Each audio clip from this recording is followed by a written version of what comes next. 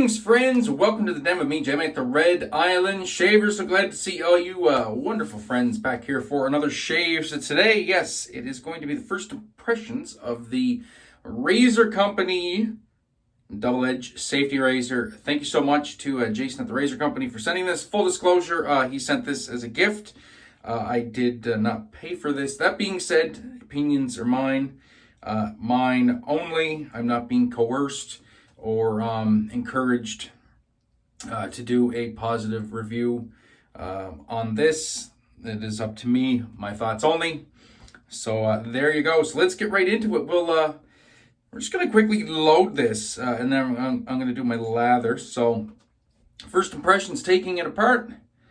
It has a stainless steel insert inside the aluminum handle. This is all aluminum, by the way, double anodized, so that coating will last longer. And then take a look at the bottom. Get some nice leather channels. This comes apart kind of different than most other razors, as you guys have seen in other videos, and you'll see here. The base plate has the two pins, and the top cap just has the post. Now I'm used to loading on the top cap. That's how I like to load my DEs. So that's how I'm going to do it. See how that aligns as I put it together. This is all aluminum construction, but the posts and the pin or the thread are stainless steel. So we have some nice strong materials there that should last a lifetime. So we'll quickly get into this blade.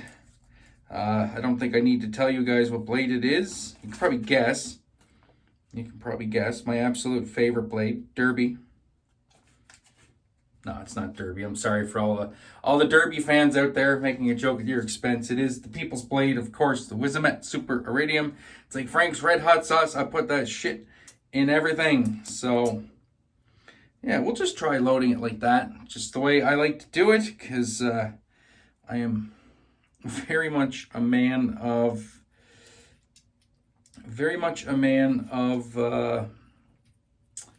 oh, my English is failing me, of routine. Yeah, okay, so that aligned perfectly. Just sliding that on there. As I look to get this lined up, look for the hole, don't even say another word. Got the blade loaded up, no problem. Take a look at that exposure. Perfect. All the way around. Cool. All right, let's get right into the pre-shave and the shave. So that was easy, as it should be. Relatively easy to load a blade. Like I said, I was curious to see if I had to align, if I was going to have to pull it off and align it on the pins, or if I could just center it on that main post and load it that way, and yeah, not a problem. Not a problem. Well thought out design. It's different. It's quirky. I like it. It goes a little bit against the grain in that regard. A little bit, past norm, because every razor I've ever seen that's a three-piece, everything is integrated into the top cap. The base plate just has the female portions of the lockup, and the top cap always has the male portions of the lockup. So it's interesting. I dig it. All right, we got the PAA pre-shave cube all worked into the biskers. We got it all worked into the biskers. That's right, yeah, whiskers. Jesus, I need more coffee.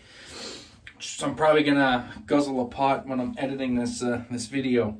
And getting it ready to upload tomorrow. This is Sunday. I'm doing it on Sunday. This is coming out tomorrow on Monday. Going with a soap I haven't used yet this year. Oh, Soapy Bathman Italian Almond. Ooh, what a soap this is. Unobtainium on all fronts.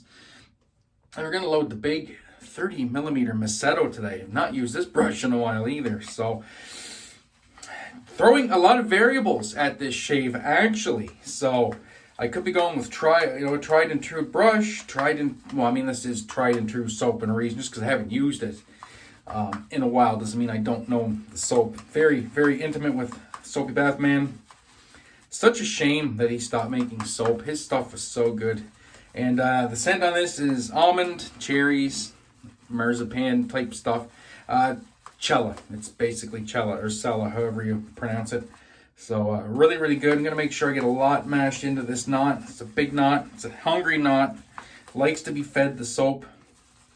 I haven't used Soapy Bathman, like I said, in quite a while, so I'm really not 100% on my my soap to water ratio at the moment with it. So we'll just load heavy and away we go.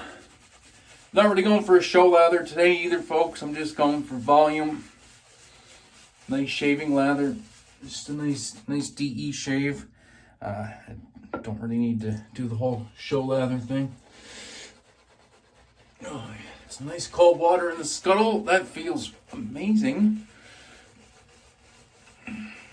Feels really nice. The same as the hot water in your scuttle feels nice in the winter. Getting a little bit of cold water in your scuttle and having a cold lather in the summer feels really nice, especially when it's hot out.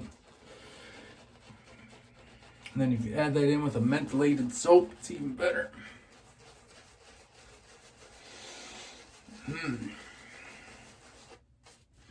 Oh, I do love the aroma on this one. It's so nice.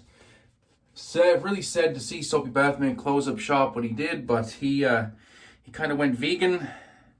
This is a tallow soap, and I guess he didn't want to reformulate. He didn't want to put the time into reformulating, so he was busy doing other things, and I respect that. I get it. It's just a shame because it's such a good soap, and it took him a while to get established in the States, even in Canada for that matter. I mean, he had a kind of a cult following in Canada, where he's based, and it took a while to kind of really get established down in the U.S. And I like to think I was a small part of that because I used Soapy Bathman a lot back in the day. I got lather going everywhere. I'm just a mess. I used to use this stuff a ton, and and it seems like he was riding high on that. And Jesus, man, I didn't load as much soap as I thought. It seemed like he was riding high on that. Everything was going good, and then he's like, "I'm going vegan," and I'm closing up shop. I was like, "What?" so that kind of sucked. I think we're gonna go with that for a lather, guys. It's already starting to get a little runny. I loaded a fair bit of soap there too, but this is such a big, hungry knot that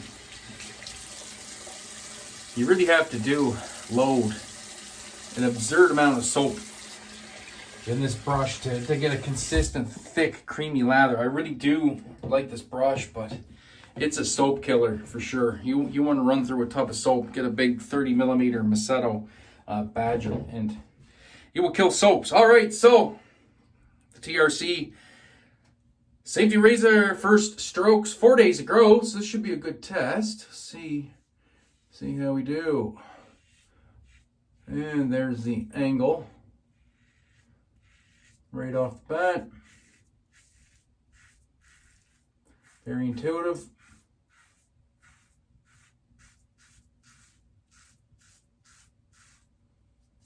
It's mowing down that growth, no problem. 4 out of 10 testers do agree that this is a mild,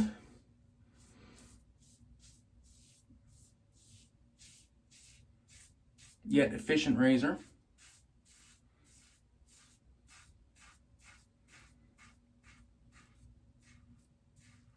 And surprisingly smooth.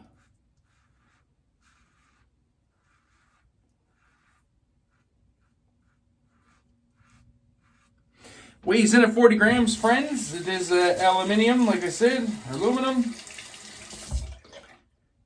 Rinse is clean, no problem. Those big lather channels.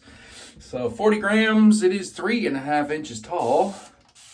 I do tend to like my razors on the 4-inch side, but that being said, like the last 3 new razors I've gotten in the den, the Overlander, the Discontinued, and now the TRC, are all 3.5, so it's definitely doable. I'm kind of getting used to the 3-inch handles, and then when I go over to my cars with the like my Christopher Bradleys with the 4-inch handles, it's like a treat. But yeah, definitely don't mind 3.5 inch. I can play with that. I can get around with that. But I don't think I wouldn't want to see any smaller.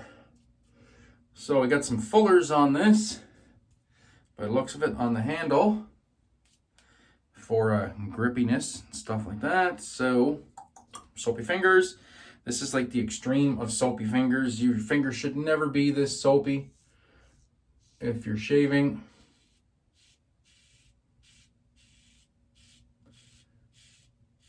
Never ever should your fingers be this soapy. Maybe, you know, this hand if you're doing some pickups, but never the hand with the razor in it.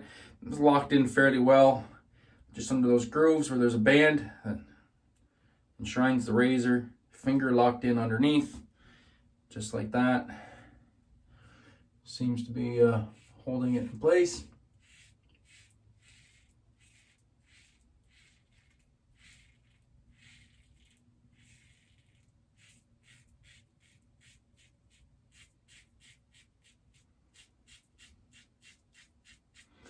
Shaving Peg Leg was talking about, instead of doing long strokes,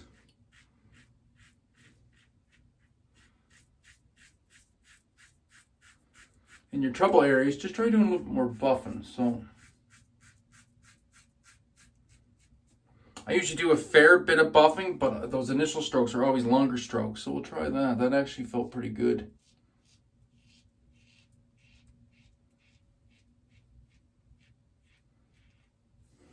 All right.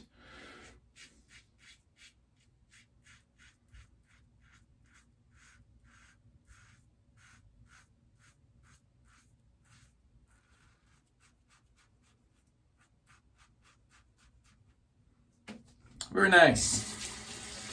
Very nice. We'll get that handle and these fingers rinsed off. It did handle the soap test, no problem though.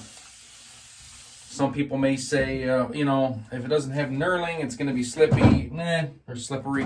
There's my Islander coming out. There's an Islander-ism for you. Slippy. That's what we call things when they're slippery. We call it slippy. Like, the roads sure are slippy today, eh? Yeah. No, you don't necessarily need hyper-aggressive knurling. Just some well-appointed and well-thought-out fullering or grooves, just anywhere your finger can have a purchase point. Obviously, it's more than adequate. All right, across the grain, the money pass. Let's try a little bit of this buffing.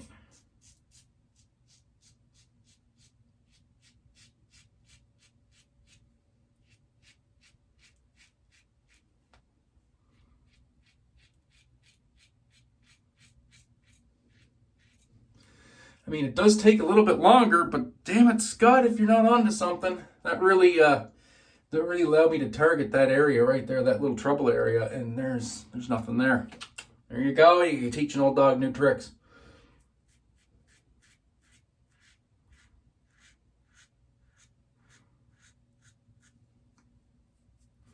Very nice.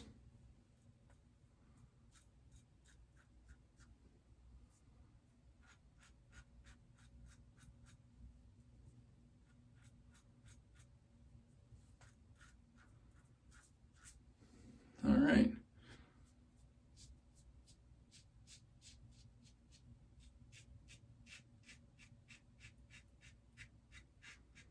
Get this across the grain done.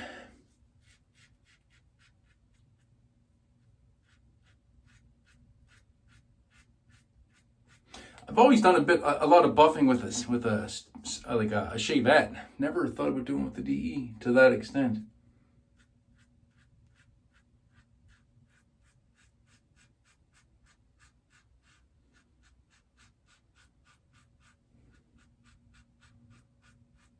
I will say one thing though, just to expand on Scott's, I'm just going to get this area here to expand on Scott's assertions.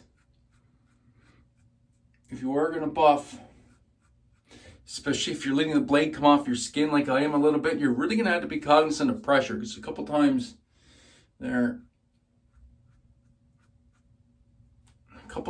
I was almost going to put too much pressure back into the razor. So, And there's two ways to buff. You can slide, or you can lift a little bit and come back in. I prefer to lift a little bit and come back in, depending on the area. Sometimes I'll slide, it depends. So I'll just be cognizant of that, if that's the way you're gonna go.